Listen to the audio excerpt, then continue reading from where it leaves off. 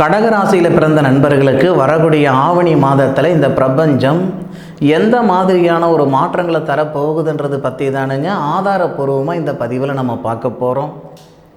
அதுபோக ஒவ்வொருத்தருக்கும் ஒவ்வொரு விதமான எதிர்பார்ப்புகள் இருக்குதானுங்க செய்யுது. ஆனால் இந்த பிரபஞ்சம் எல்லாருக்கும் எல்லா நேரத்துலையும் சாதகமான பலன்களை கொடுக்கறது இல்லைங்க. ஒவ்வொருத்தருக்கும் ஒவ்வொரு விதமான நேரத்தில் தான் சாதகமான பலன்களை கொடுக்கும். அப்போது கடகராசியில் பிறந்த நண்பர்களுக்கு வரக்கூடிய ஆவணி மாதம் சாதகமா அல்லது பாதகமா? கடக ராசிக்கு சொந்தக்காரரான சந்திர பகவான் பூராடம் நட்சத்திரம் சொல்லக்கூடிய சுக்கிர பகவானுடைய நட்சத்திரத்தில் 4வது பாதத்தில் 263 டிகிரியில் தான் கடக ராசியாதிபதி சந்திரன் இருக்கிற சூழ்நிலையில் தான் இருக்கிற தருணத்தில் தான் இந்த மாதம் பிறக்கப்படுது. ஆவணி மாதம் 1ஆம் தேதி சனிக்கிழமை அதிகாலை பூராட நட்சத்திரம் 4வது பாதத்தில் 263 டிகிரி தனுசு ராசி சிம்ம லக்னத்தில். கடக ராசியாதிபதி ராசிக்கு 2வது பாவகத்தில் சுபஸ்தானாதிபதியும் லாபஸ்தானாதிபதியுமான அந்த சுக்கிரன் ராசிக்கு கடகராசிக்கு 2வது பாவகத்தில் சூரியனுடன் சேர்ந்திருக்கார். கடகராசிக்கு நட்சத்திரம் கொடுத்தவர் இந்த சுக்கிரன் தான். கடகராசிநாதனுக்கு நட்சத்திரம் கொடுத்துட்டு அந்த கடகராசிநாதனுக்கு நட்சத்திரம் கொடுத்த அந்த சுக்கிரன் சிம்மத்தில் சூரியனுடன் சேர்ந்திருக்கிறார். நல்ல ஒரு தருணம், அருமையான தருணம். திருமணமாகி இந்த அஷ்டமச்சனியால் பிரிவினைகளாக இருக்கக்கூடிய கணவன் மனைவிகளாக இருக்கட்டும், காதலர்களாக இருக்கட்டும், இந்த தருணத்தில் 100% அந்த சங்கடங்கள் சரியாகும்.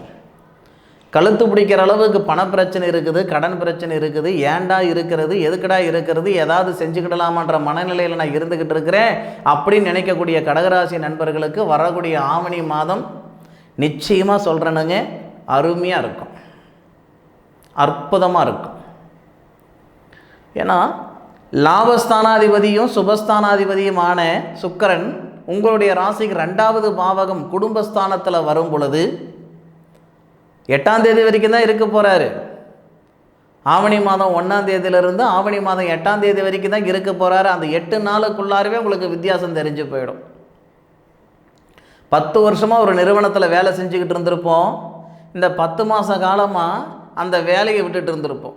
நாம் விடலை, அந்த நிறுவனத்திலிருந்து நம்மளை நீக்கிட்டு இருப்பாங்க.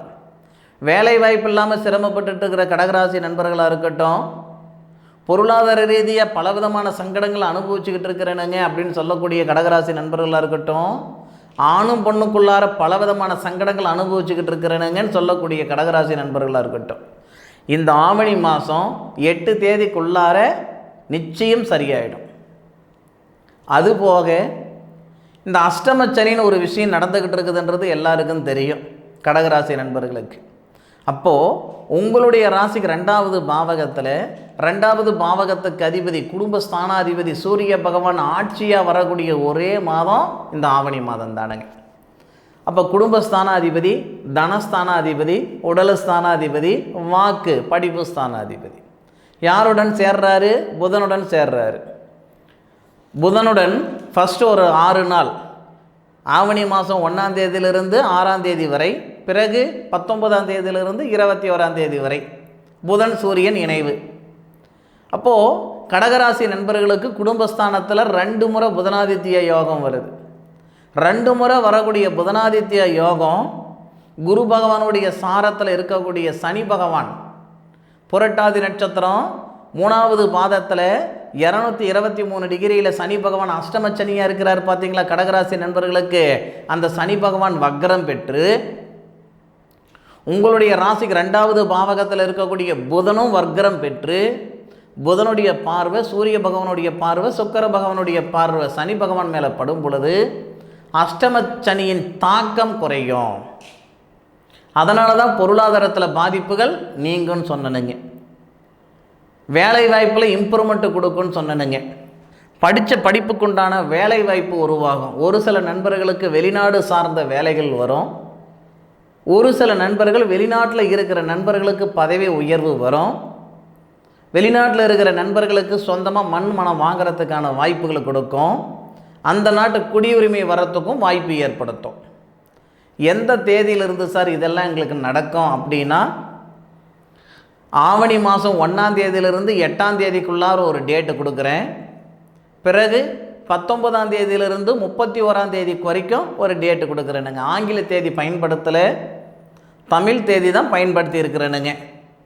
அப்போ ஆவணி 1ஆம் தேதியிலிருந்து 8 தேதிக்குள்ளார, ஆவணி 19ஆம் தேதியிலிருந்து 31ஆம் தேதிக்குள்ளார 2 தேதி. ஆக ரெண்டுமே கடகராசி நண்பர்களுக்கு இருக்கக்கூடிய கஷ்ட நஷ்டங்கள் நீங்கக்கூடிய ஒரு தருணமாக இருக்கும். உழைக்கிறதுக்கு ரெடியாக தான் கடகராசி நண்பர்கள் இருப்பீங்க. யாருடைய கஷ்டமும் எனக்கு வேண்டாம், யாருடைய பாவமும் எனக்கு வேண்டாம், ஏன் கர்மாவே தலைக்கு மேலே இருக்குது, புதுசாக ஒரு கர்மா எனக்கு வேணாம் நினைக்கக்கூடிய ராசியில் இந்த கடகராசியும் ஒன்று. அப்பேற்பட்ட கடகராசி நண்பர்களுக்கு இந்த மாதத்தில் சரியான ஒரு பாதையில் போகிறதுக்கான ஒரு சந்தர்ப்பத்தை இந்த பிரபஞ்சம் உருவாக்கி கொடுக்கும். அதாவது உழைப்புக்கு தகுந்த உயர்வு கொடுக்கும், வாழ்க்கைக்கு ஏற்ற வளர்ச்சி கொடுக்கும், நிம்மதி சந்தோஷத்தை ஏற்படுத்தும். முக்கியமாக கடகராசியில் பிறந்த நண்பர்களுக்கு கல்யாணத்தில் சங்கடங்கள் இருக்குதுங்க. நான் பூச நட்சத்திரத்தில் பிறந்திருக்கேன், இல்லை ஆயிலி நட்சத்திரத்தில் பிறந்திருக்கிறேன், இல்லை புனர்பூச நட்சத்திரம் 4வது பாதத்தில் பிறந்திருக்கேன். எது எப்படி இருந்தாலும் கடக ராசியாக நீங்கள் இருந்தால், குரு உங்கள் ராசிக்கு 11வது பாவகத்தில் இருக்கிறாரு. குரு பகவான் யாருன்னு கேட்டிங்கன்னா, உங்களுடைய ராசிக்கு 6வது பாவகத்துக்கும் 9வது பாவகத்துக்கும் அதிபதி. இந்த திருமண காரகன் சொல்லக்கூடிய சுக்கிரன் ராசிக்கு 2ல் இருக்க, திருமண ஸ்தானாதிபதிக்கு குரு நட்சத்திரம் கொடுத்து, குரு உங்கள் ராசிக்கு 11வது பாவகத்தில் இருக்கிறதுனால ஒரு சில நண்பர்களுக்கு ஆவணி மாதத்தில் நிச்சயிக்கப்படும். அதாவது திருமணம் நிச்சயிக்கப்படும், நிச்சயதார்த்தம் ஆகிறதுக்கான வாய்ப்புகள் கொடுக்கும். 6 வருஷமாக வரேன்னு பார்த்துக்கிட்டு இருக்கிறேன், 8 வருஷமாக வரேன்னு பார்த்துக்கிட்டு இருக்கிறேன், 10 வருஷமாக வரேன்னு பார்த்துக்கிட்டு இருக்கிறேன், எங்கே ஆரம்பிச்சுன்னு அதே இடத்துல இருந்துக்கிட்டு இருக்கிறேன், பார்த்த பொண்ணுக்கு கல்யாணம் நடந்தது, என்னை பார்த்துட்டு போன மாப்பிள்ளைக்கு கல்யாணம் நடந்ததுன்ட்டு வருத்தப்பட்டு இருக்கிற கடகராசி நண்பர்களுக்கு இந்த நேரம் நிச்சயமாக சிறப்பாக இருக்கும், அருமையாக இருக்கும், ஆனந்தமாக இருக்கும். அதில் மாற்று கருத்து இல்லை. ஒன்று செய்யணும் கடகராசி நண்பர்கள், இந்த நேரத்தில் உங்களுக்கு சந்தர்ப்பம் கிடைச்சா ஸ்ரீரங்கம், திருச்சியில் உள்ள ஸ்ரீரங்கம் கோவிலுக்கு போயிட்டு வந்தால் ரொம்ப சிறப்பாக இருக்கும். திருச்சிக்கு பக்கமாக இருக்கிற நண்பர்கள் ஸ்ரீரங்கம் போகலாம். நான் சென்னையில் இருக்கிறேனுங்க, சென்னையில் இருந்துக்கிட்டு நீங்கள் ஸ்ரீரங்கம் போகணுன்னு அவசியம் இல்லைங்க. உங்களுக்கு சென்னையிலேயே திருவள்ளூர்லேயே வீரராக பெருமாள் இருக்கும், அந்த திருத்தலத்துக்கு போயிட்டு வரலாம். பள்ளிக்கொண்டு இருக்கக்கூடிய ரங்கநாதர் திருத்தலத்துக்கு நிச்சயம் போயிட்டு வர்றது மிகவும் சிறப்பானது கடகராசியில் பிறந்த நண்பர்கள். இதுவே நான் வேலூர் மாவட்டத்தில் இருக்கிறேனுங்க, பள்ளிகொண்டா அப்படின்ற ஊர்லேயே அந்த கடவுள் இருக்குது. பள்ளிகொண்டா அப்படின்ற இடம், பள்ளிகொண்டாவிலிருந்து குடியாத்தம் போகிற பாதையில் உங்களுக்கு அந்த பள்ளிகொண்டா திருத்தலம் இருக்கும். அருமையான திருத்தலம், குடுப்பணி இருந்தால் தான் அங்கே போக முடியும்.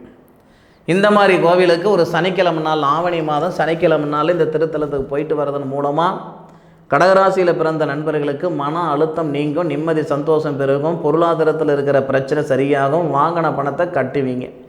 அதுக்கான பிரார்த்தத்தை இந்த பிரபஞ்சம் கொடுக்க போகுது.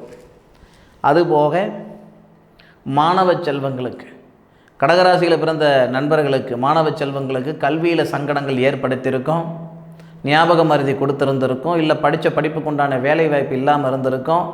ரெண்டுத்துக்கும் இது நல்ல நேரம். கடகராசியில் பிறந்த நண்பர்களுக்கு கல்வியில் இருக்கிற சங்கடங்கள் நீங்கிவிடும். அதுபோக படித்த படிப்புக்கு உண்டான வேலை வாய்ப்பு உருவாகும். உடல் திரேகத்தில் தொல்லைகள் இருக்குது சார், தொந்தரவு இருக்குது சார், நான் ஏஜ்டாக இருக்கிறேன், 60 வயசு ஆகுது, 65 வயசு ஆகுது, ராசி மட்டும்தான் எனக்கு தெரியும், மற்றபடி ஜாதக அமைப்பு எனக்கு தெரியாது அப்படின்னாலும், நீங்கள் கடகராசியில் பிறந்தவங்களாக இருந்தால் இந்த நேர காலங்கள் சாதகமாக இருக்கிறதுனால உடல் ரீதியாக கிரகநிலைகள், கிரக தொந்தரவுகள் இருந்தால் அது சரியாயிடும். காய்ச்சல் இருக்குது அப்படின்னா அது கதை வேறு, இல்லை ஏதாவது ஒரு தொந்தரவு இருக்குதுன்னா அது கரை வேறு.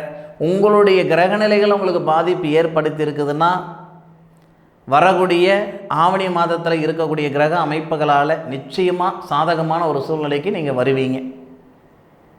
முக்கியமாக கொடுத்த வாக்கு காப்பாற்றுறதுக்கு உண்டான தலை சிறந்த நேரம் கடகராசி நண்பர்களுக்கு இந்த நேரம். அதுபோக இந்த சூரிய பகவான் தான் மாத கிரகம்.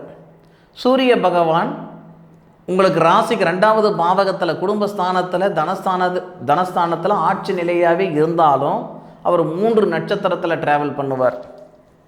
ஆவணி மாதம் 13 தேதி வரைக்கும் கேது பகவானுடைய நட்சத்திரத்தில் ஆசிரியர் துறையில் படிச்சிருக்கிற நண்பர்களுக்கும் சரி, இல்லை ஆசிரியராக இருக்கிற நண்பர்களுக்கும் சரி, நல்ல நேரம், அருமையான நேரம். அவங்க எல்லாமே விநாயகருடைய திருத்தலத்துக்கு போனீங்கன்னா ரொம்ப நல்லாயிருக்கும். அரச மரத்தடி விநாயகர் கோவில் சொல்லுவோம். அந்த திருத்தலத்துக்கு போயிட்டு வர்றது ரொம்ப ரொம்ப சிறப்பானது. அதுபோக இதே சிம்ம ராசியில் பூரம் நட்சத்திரம், அதாவது ஆவணி மாதம் 13 தேதியிலிருந்து 24 தேதி வரை, 24, 25 தேதி வரைக்குமே பூர நட்சத்திரத்தில் வருவார். அந்த நேரத்தில் தான் திருமணத்தில் இருக்கிற தடைகள் எல்லாம் நீங்கும். அதுபோக திருமணமாகி பிரிஞ்சு போன தம்பதிகள் எல்லாம் ஒன்று சேர்றதுக்கான வாய்ப்புகள் கொடுக்கும். ஆக நிம்மதி சந்தோஷம் உருவாகிறதுக்குண்டான தலை சிறந்த நேரம் இந்த நேரம். அதில் மாற்று கருத்து இல்லை. அனுபவித்து சொல்லுங்கள். ஆராய்ச்சி நான் சொல்லியிருக்கிறேனுங்க, அனுபவித்து சொல்லுங்கள். என்னுடைய காணொலியை முழுமையாக பார்த்தமைக்கு மனசிலிருந்து மனமார்ந்த நன்றிகளை சொல்லிக்கிறேனுங்க. மீண்டும் அடுத்த ஒரு அற்புதமான தருணத்தில் உங்கள் அனைவரையும் சந்திக்கும் வரை உங்களிடமிருந்து விடைபெறுவது உங்கள் வீட்டு ஜோதிட நண்பனான மா காளிதாஸ் மணிகண்டன். திருச்சிற்றம்பலம். வாழ்க வையகம், வாழ்க வளமுடன்.